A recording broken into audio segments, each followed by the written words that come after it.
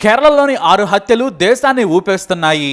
23 ఏళ్ల కుర్రాడు దారుణమైన హంతకుడిలా ఎలా మారాడనేది మిస్టరీగా మారింది. కానీ చాలా సింపుల్ గా హత్యలు చేశాడు. ఒక మర్డర్ తర్వాత మరోటి. తన బైక్లో ఓ సుత్తి పెట్టుకున్నాడు. దాంతోనే బాధడం మొదలు పెట్టాడు.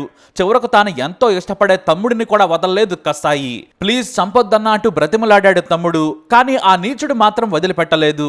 తీరా చంపేసి సాయంత్రం 6:15 ఆటోలో తాపీగా తిరువనంతపురంలోని వెంజరమూడు పోలీస్ స్టేషన్కి వచ్చాడు. సరాసరి పోలీస్ స్టేషన్లోకి వచ్చి చైర్లో కూర్చున్నాడు. నీరసంగా ఉన్నాడు. సార్, నేను 6గురిని చంపేశాను. మా ఇంట్లో గ్యాస్ సిలిండర్ ఓపెన్ చేసి వచ్చాను. ఏ క్షణమైనా అది పేలొచ్చు. నేను కూడా ఎలుకల మందు తాగొచ్చాను. నేను చనిపోయే ముందు మీకు ఓ నిజం చెప్పాలి.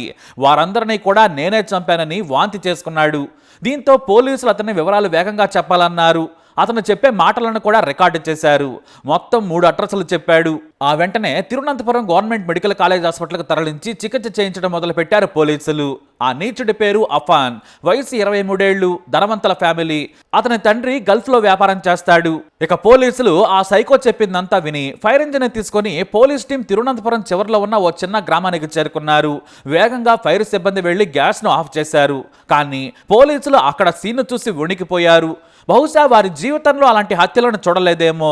బెడ్రూమ్లో అఫాన్ తల్లి షమీ కొన ఊపిరితో ఉంది. వేగంగా పోలీసులు ఆమెను ఆసుపత్రికి తరలించారు. ఇక తమ్ముడి నుదుటిపై సుత్తితో బాధి చంపాడు. అంతేకాదు, తన తమ్ముడు అఫ్సాన్ మృతదేహంపై 500 నోట్లు చల్లి నివాళి అర్పించాడు. ఇక ప్రియురాలిని సైతం సుత్తితో పదే తల మీద బాది హత్య చేశాడు. ప్రియురాలు ఫర్జానాను ఎందుకు చంపాడనేది తెలియలేదు. అయితే ఫర్జానాను తన ఇంటికి తీసుకొచ్చేటట దుర్మార్గుడు. ఆమె కూడా ప్రియుడు రమ్మనగానే వేగంగా ఇంటికొచ్చింది. స్కూల్ నుంచి 14 ఏళ్ల తమ్ముడు అఫ్సాన్ తీసుకొచ్చాడు. ఆ తర్వాత వరుసగా 3 చంపేశాడు. తమ్ముడంటే అఫ్సాన్కు చాలా ఇష్టం. ఎంతలా అంటే ఏదంటే అది కొనిపెట్టేవాడు. బాగా గారాపం కూడా చేసేవాడు. తమ్ముడు అడగగానే సినిమాలకు కూడా తీసుకెళ్లి తిప్పేవాడు. అయినా కూడా ఆ తమ్ముడిని చంపేశాడు. కొన ఊపిరితో ఉన్న అఫాన్ తల్లి ఆసుపత్రిలో చావు బ్రతుకులతో పోరాడుతుంది. అయితే ఆమెకు అప్పటికే క్యాన్సర్ ఉందని బంధువులు చెప్పడం మరో షాకు గురి చేసే విషయం. అఫాన్ సైకోత్వం చూసి అందరూ వణికిపోతూ ఉన్నారు. ఎంతో సాధారణంగా ఉండే అఫాన్ ఎందుకు దాడి చేశాడనేది విచారణ చేస్తున్నారు. అయితే పోలీసులు రెండో లొకేషన్కి వెళ్లారు. అమ్మమ్మ సల్బాబీవి ఇంటికి మరో పోలీస్ టీం వెళ్ళింది. దాదాపుగా 14 కిలోమీటర్ల దూరంలో ఉన్న కల్లార పొంగండ్ అనే గ్రామం. అక్కడ 90 ఏళ్ల వృద్ధురాలైన అమ్మమ్మ సల్బాబీని చంపేశాడు దుర్మార్గుడు. మంచంలో నుంచి లేవలేని వృద్ధురాలని కూడా ఎందుకు చంపాడనేది తెలియలేదు. స్తుతితో వృద్ధురాలి తల మీద బాధితే 2 మొక్కలైంది. అలానే మంచంలో పడిపోయి ఉంది. ఇక లొకేషన్ 3, తన అమ్మమ్మ ఇంటికి మరో 7 కిలోమీటర్ల దూరంలో ఉన్న తన బాబాయ్ లతీఫ్ ఇంటికి చేరుకున్నాడు. అతన్ని సాధారణంగానే ఇంట్లోకి ఆహ్వానించాడు బాబాయ్.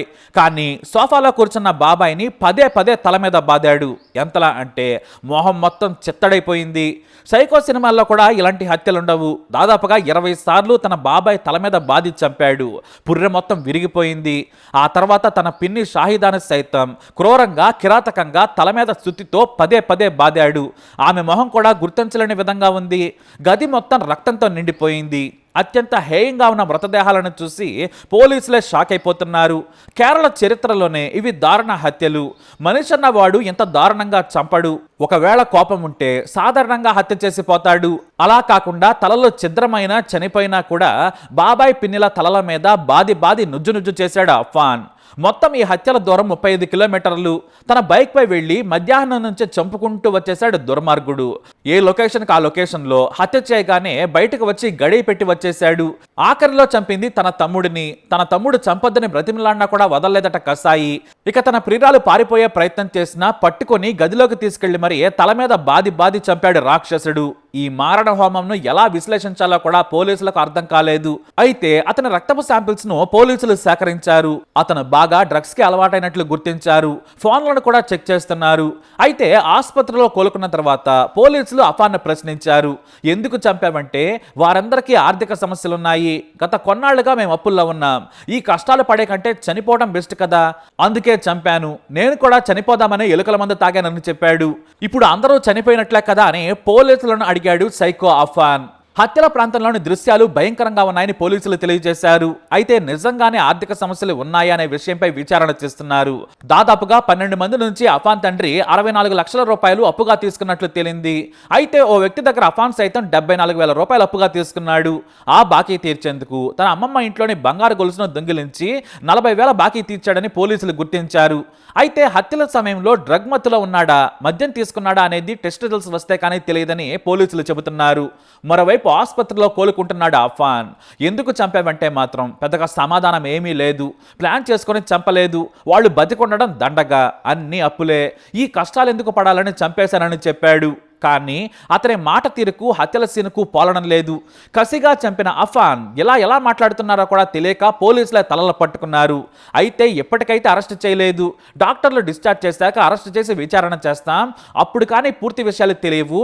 సీసీ కెమెరాలు, ఫోన్ నుంచి డిజిటల్ ఎవిడెన్స్ కలెక్ట్ చేస్తున్నామన్నారు పోలీసులు. మరో 3 రోజుల్లో పూర్తి విషయాలు చెబుతామని తిరువనంతపురం రూరల్ ఎస్పీ సుదర్శన్ తెలియజేశారు. తన బాబాయ్ ఇంట్లో అల్మారా సహా చాలా వాటిని ఓపెన్ చేశాడు, కొన్ని బద్దలు కొట్టాడు. ఏమైనా ఎత్తుకెళ్లాడా అనేది కూడా తేల్చి ఉందని ఎస్పీ అన్నారు. అయితే దగ్గరి బంధువులు కొన్ని కీలక విషయాలు చెప్పారు. మద్యానికి, డ్రగ్స్కి అఫాన్ బానిసయ్యాడు, అందరి దగ్గర డబ్బులు తీసుకున్నాడు. ఆ తర్వాత బంధువులంతా డబ్బులు ఇవ్వడం మానేశారు. తమ ఇంటికే రావద్దని బాబాయ్ గట్టిగా చెప్పడంతో పగబట్టి హత్య చేసి ఉంటాడని పోలీసులు తెలియజేశారు. మరైతే తమ్ముడిని ఎందుకు చంపాడు, కన్న తల్లిని కూడా చంపడం వెనుకున్న మోటివ్ ఏంటనేది విచారణ తర్వాత తెలుస్తుందని ఎస్పీ మీడియాకు చెప్పారు. ఏదేమైనా ఈ 5 హత్యలు దేశాన్ని షేక్ చేశాయి. మరోవైపు తన తల్లి ఆసుపత్రిలో ఉందన్న విషయం అఫాన్కు తెలియదు. ఆమె కూడా చనిపోయిందని అనుకుంటున్నాడట. స్నేహితులు, బంధువులు మాత్రం అఫాన్ చాలా మంచివాడు, సున్నిత మనస్కుడు, చాలా తక్కువగా మాట్లాడుతాడు, ఎవరితోనూ గొడవపడే తత్వం కూడా కాదని చెప్పడం విశేషం.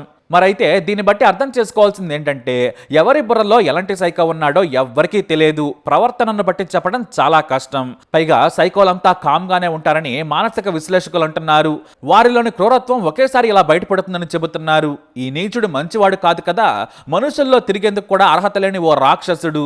మరి ఇలాంటి వాడిని ఏం చేయాలి? మీ అభిప్రాయాన్ని కామెంట్ ద్వారా తెలియజేయండి. వీడికి ఎలాంటి శిక్ష పడాలో కూడా చెప్పండి. ఈ వీడియోపై అప్డేట్స్ కోసం మై ఛానల్ ఫాలో అవ్వండి, అలాగే తప్పకుండా సబ్స్క్రైబ్ చేసుకోండి.